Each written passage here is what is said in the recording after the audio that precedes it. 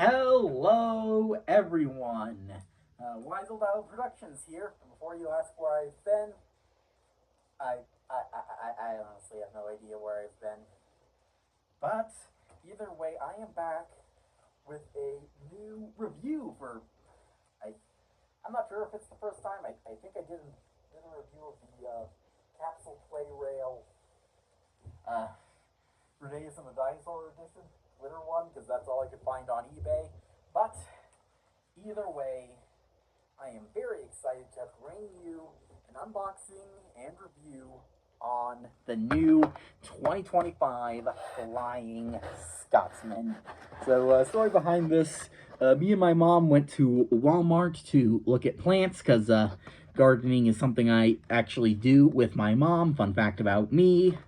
And while there, we decided to look at the Thomas section for fun, and they had 4 of the new motorized items, and one of them being the Flying Scotsman, which is the one I picked because I do not have any other Flying Scotsman merch. So yep. I'm going to try and be careful with the box as I remove Scotsman from his tape, plastic, and glass prison. And I guess while I'm opening him up, I could do a backstory, but I don't know. Probably not. But yep. This is the first time I am opening one of the new Trackmaster boxes, or I guess motor, as it's called, motorized or motor ice. I assume it's Spanish because I live in the U.S. and I'm not going to tell you where in the U.S. I live because, duh. But I do live in the U.S. and Spanish is heavily spoken here, along with English. But enough on that. Yep, we are slowly removing the tape. This would be easier to do with a kniff or a knife. I should have gotten one before doing this review, but whatever. Don't care.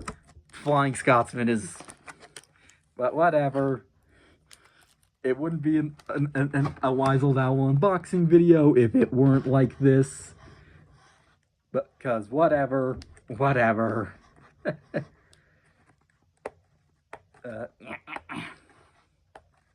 Yep, I am very bad at, I think there's something sharp nearby I could use. Fuck it. Yeah, fuck it, using this metal piece from an old drawing pen. This a metal piece from an old drawing pen. But yeah, all right, fuck it.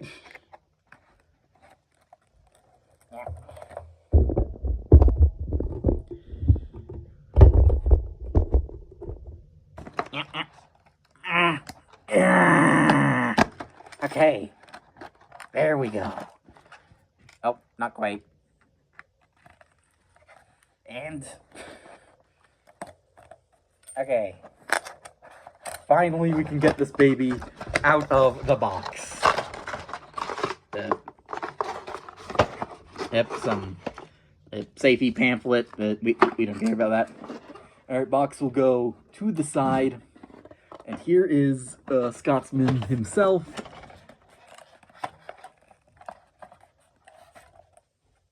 And out we go. And out you come, Scotsman.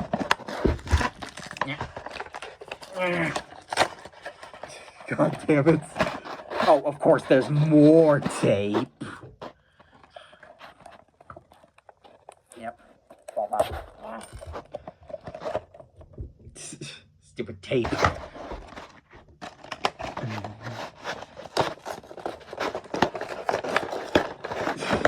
Okay, almost there. He's almost free. Out, and out come the Scotsman. There's the chonky engine himself. Yet very chonky. And his LNER tender and his 4472 tender. Okay. Now let's go a little lower. I'm sure this is more than acceptable footage, but here is Flying Scotsman. Has a nice face. Love the side decals. Something I have noticed with this new motorized line is that it is pretty tall, but it's not a deal breaker for me. Some people may not like it, but whatever. And yep, here he is. I love the new side rod detail, like the plastic bit of the valve gear, and the new side rod design that has accurate rods. The only thing I'm not too keen on is how large the gap between Scotsman and his tenders are, but that can easily be fixed with replacement coupling. And here is Scotsman's face based on the CGI series. And yeah, and of course here's a closer look at his tenders. Here's the first one, the London and North Eastern Railway. Here's the top. Other side, the back, or no, front, and the back. And I do like the detail that they gave this tender some bumpers, which is accurate, I think, to the CGI prop, but also the real engine. And here's his 4472 tender, which, yep, having his number both on his cab side and his tender, because Flying Scotsman is a legend.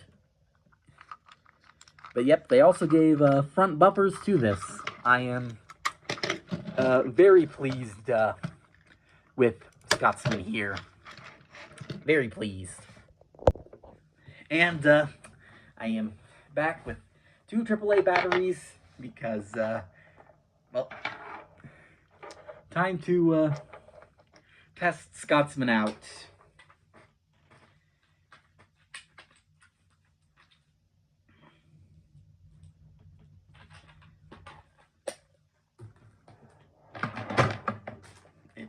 Yep.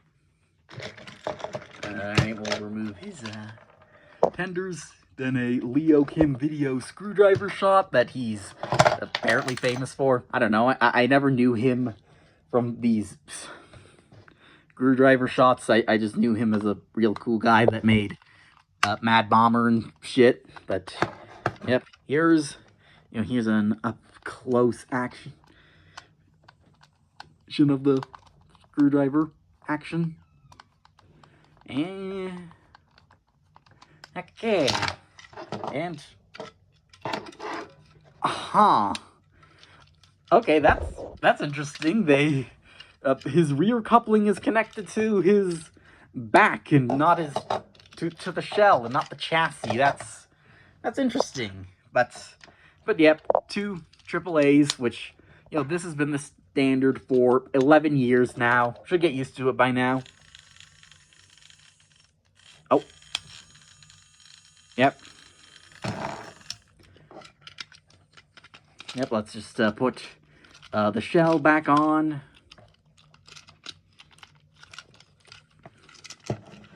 Yep, then tighten the screw, which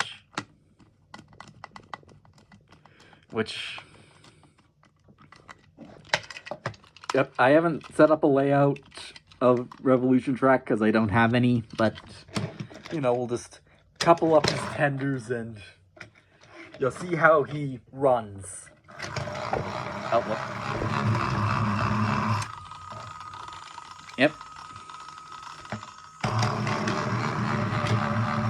Yeah, I do not have much space here for this. But, yeah, Scotsman runs, more or less fine. But, a few things things I do like, but things I do like, I do really like the face, how he's almost winking. I think that was an intentional nod to his old wooden railway model, both the original and 2013 models. Which, fun fact, that face on Flying Scotsman was actually a mistake. It wasn't Scotsman's face, it was Henry's face. Honest mistake from learning curve. I really like the new detailed side and side rods on these new motorized engines. Like, sure, only this bit moves, but this bit's pretty cool. The fact they even bothered to mold this, because most of my experience with Trackmaster 2 comes from 2014 to 2016, and back then they did not have very good detail. It was rather pathetic, which is just awful. But I am glad that they painted his buffers. That's something really cool. And yeah, I might, if there's demand for it, I might do a review of Gordon, James, and Thomas. You know, maybe not. I don't know. But I am quite a big fan of Scotsman and all the nice detail. The buffers, the front buffers on his second tender are very cool. Even how they both have filler caps. This is genuinely enjoyable. But if I were to critique some things with this release of Scotsman, I guess that the tender, the distance between Scotsman and his tenders are a little bit long. But other than that, and the fact that this doesn't freewheel, but that's been something I've been opposed to for Trackmaster 2 engines literally since the line was redesigned in 2014. But yeah.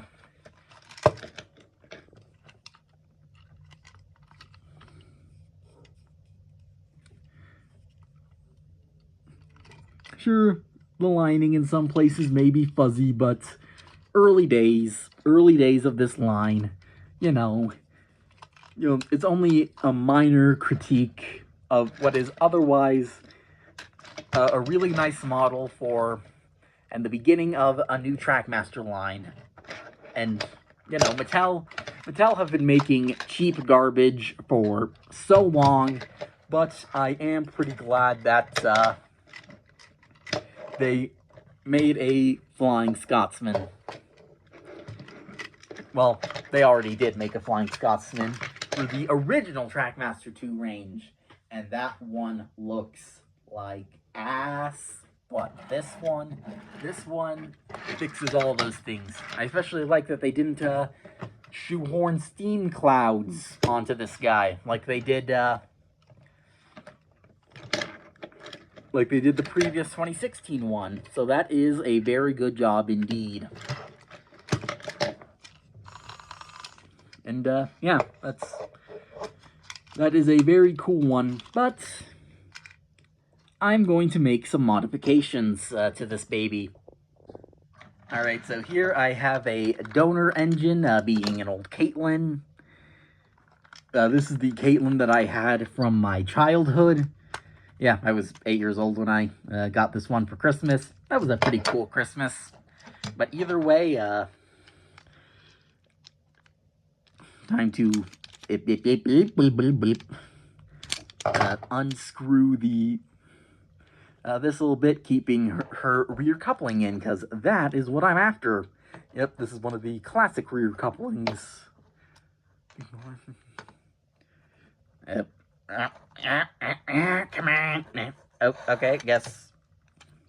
Oh, now it falls off. But, yep. Caitlin, your work here is done. I'll put you back together and put you back in the train closet in a minute. But as for Scotsman, yeah, I do not like triangle screws. Why Mattel decided to start implementing them onto their toys, I don't know. But screw.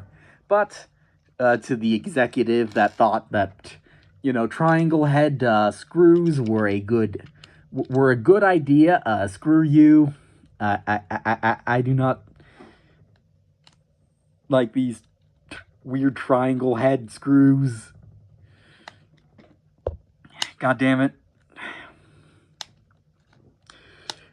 Some people use scissors to get rid of triangle head screws. I'm just using my normal screwdriver with a flat head screwdriver. Well, yeah, flat head screw. But yep, here is the freakishly long back coupling, and in here goes the the normal one, which, yeah. And then I'll just stick this baby back on. I'm not gonna bother with the tender couplings because they are fine as they are. I'm gonna try and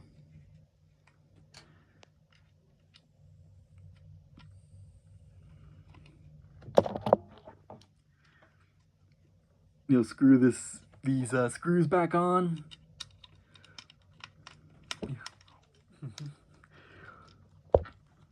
Alright, just screw these back on. There's back. Yep, here's. Yep.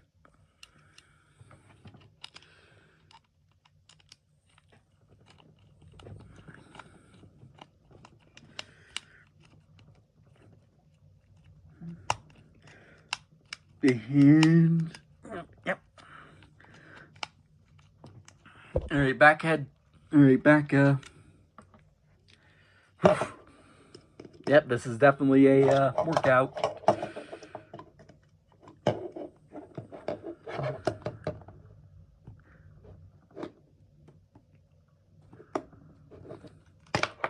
But yep, just add the back on and couple up his tenders. That already looks so much better. But we are not done yet. Oh no, dear viewer, we are not. Yep, this thing will only need his chassis, and we are going to remove the motor from him. Sounds a little crazy, but I do this with pretty much all of my Revolution engines. And this line, still doesn't have the engines able to free roll. So, yep, sorry. Motor gotta go.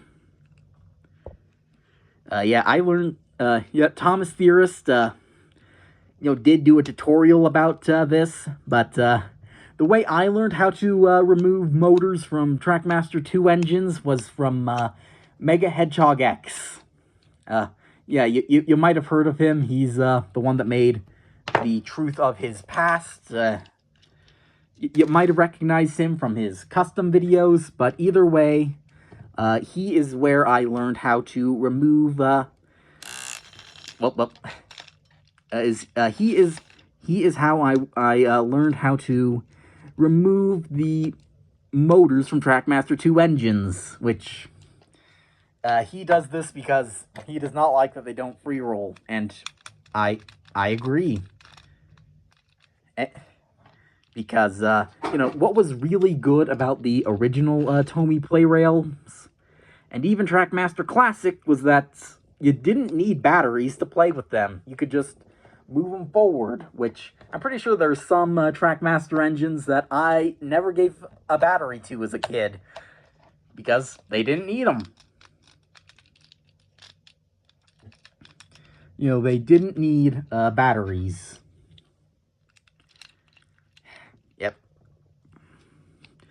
Yep, and also, screw you, Mattel, for fucking making these. Oh, sorry for swearing. I don't know the demographic of people that watch my channel, and I'm just gonna swear anyway. So if your parents are against swearing, sorry, buddy. I'll probably not swear because YouTube no likey. But yeah, you know what was so good about the original Trackmasters is that, well, you didn't need batteries to play with them. You could free roll them.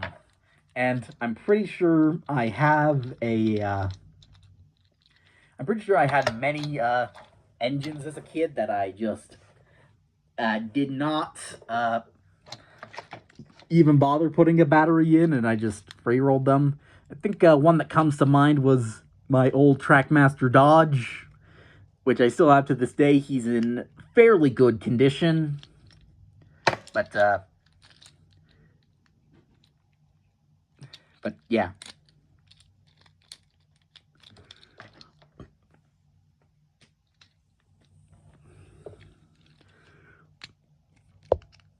Alright, and also, I don't know, in case you don't know, for screws, righty-tighty, lefty-loosey. Why am I saying this? It's not like any one of my audience don't know how, screws or fucking, like, anything that, uses,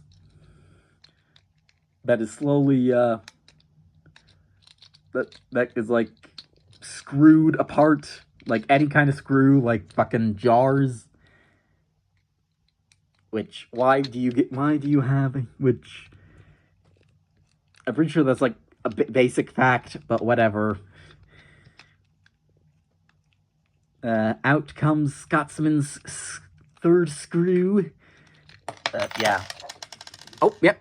There goes the screw. Yep. And then take the motor out, and then put this back on. When Mega Hedgehog X first showed me how to remove motors from Revolution engines, he did remove the switches from them because realism, and I did this at first with pretty much all of my Revolution engines, but I think I'm going to keep this one in.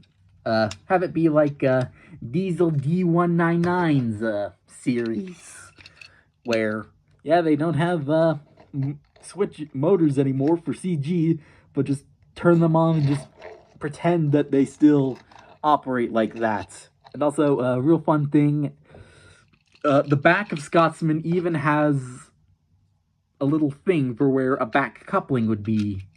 That's pretty nifty, I would say. But now to get all of these fucking screws back into this thing again. Yeah. To whoever started using triangular screws to keep these babies together, screw you, literally.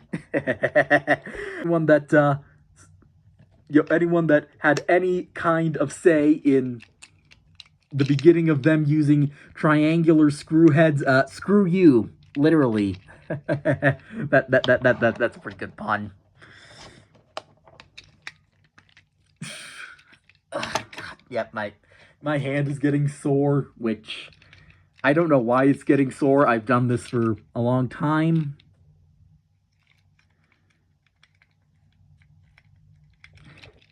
But either way, do they reuse parts from All Engines Go for these? Yes, but Mattel may be rich, but they're not made of money. You know, first they have other brands they want to put time into. Thomas, as much as we wish it was, is not their top priority. And also, you know, in business, you gotta reuse assets. Like, there was so much stock footage used in Season 7 because they had a minimal budget, which some people don't like, but I honestly am fine with it. And the fact that it's the last of the classic seasons is the one that has a copious amount of stock footage. You know, it was obviously to save money on the budget, but I like to think that, you know, the excess use of stock footage was kind of like a celebration of those 6 past seasons and this new one, and the new one they were making at the time. You know, it sounds brash, but I kind of like it that way. God.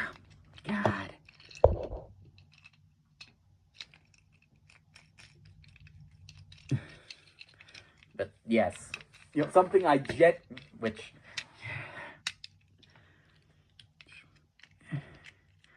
yes, you know, it's a business. You gotta reuse assets where you can. It's like having leftover food. Yeah, you could go out and have and make something new every night, but you know, every day for breakfast, lunch, and dinner. But you gotta remember, you're not going to eat everything you make in one sitting, unless you are either have a bad habit of overeating, or or you only make enough for one sitting, which, fair enough, I guess. But, you know, you have to use what you have in a resourceful way. You know, you can't blow your budget on minuscule things, which is also why the other railway, you know, for the 2 times they show the other railway in the model seasons, in Escape and Rusty to the Rescue, they used diesel engine props they already had and just had them cleverly facing away from the camera, which is something Mitten is known for. So, you know, you can't expect, you know, everything to be completely perfect. There are, you know, you can have a standard, but you can't expect goddesshood. You know, you can't just expect, oh, Mattel are just gonna bring back seasons 1 through 7 again, because it's the Thomas I like. Because, you know, as much as I like Classic Thomas and the Classic Thomas format, it can never truly return. And that's because the 2 people that made Classic Thomas so cool, Brett Alcroft and David Mitten, both of them have sadly passed away, which my deepest respects for. But even before then, they all went about their separate ways. You know, you can't just expect, you know, artists of any kind to stick together their whole career. You know, sometimes they'll want to branch out and do other things, which is what Mitten did with Tugs. And it's a shame that Mitten died in, like, 2008. Because I like to believe, you know, if somehow Mitten and the crew still had access to, well, to CGI to Shepperton Studios, I like to think that, you know, maybe a company like Anchor Bay would have taken in Tugs and made it direct to DVD and thrown it in the bargain bin. You know, maybe Tugs could have continued as a direct to DVD series, or maybe a direct to YouTube series. Probably not. David Mitten and the company of YouTube only coexisted for 3 years, so I don't think. And YouTube was very different to the one it is today, where, you know, back in 2005 to 2008, it was more people just doing it for fun. And there are a lot of people that still do that, but in this day and age, content creation is starting to feel more and more like a full-time job, which, you know, if that's what you want to do with your life, that is good, but, you know, and it's very good if you actually have passion into your projects and don't just shove crap out for money. And admittedly, I've just shoved crap out for more YouTube content, but yeah, But enough about me rambling on and on about random things. Here's the modified Flying Scotsman, and is it now perfect? No. It is. It's still flawed. The height between the engine and the tender's a little whack, but I can give them a pass on that. And now, Scotsman and his tenders are more closely connected, which is a very good thing. I do have a one other spare back coupling, so if or when I decide to get more, I will, get more engine. I will do it with the other engines. So yep, here's the Flying Scotsman. The only real... Sure, the lining on top could have been applied a little better, but this is early days. I don't think the All Engines Go engines had lining. Correct me if I'm wrong. But yeah, here is Flying Scotsman, everybody. I give this model, I'd say, an 8 out of 10. Points off being for the gargantuous back coupling, and the fact it used triangular screw heads, though that's not really an issue with the model itself, more just Mattel deciding to use triangle screw heads. Seriously, screw whoever decided to do that, quite literally, LMAO, but yeah, this is a very nice model, and if you're wondering why I haven't been online lately, there's this really great video by Master of the Lemons. I heavily agree with a lot of the points he made, that this is more fun, and you don't owe anyone anything. You should only really be doing this if you like it, and sometimes I just don't feel motivated. That, and struggling with what I want this channel to look like. But yeah. Flying Scotsman, everybody. 1 point off for the questionable scaling, but that's not really this engine alone's fault, and 1 point off for the triangular screws, because once again, screw whoever decided that should be a thing. But aside from that, this model's pretty good. So yeah, that's about it, everybody. Like, share, and subscribe if you want to. I don't really care at this point. And yeah, I'll see you next time, whenever that is.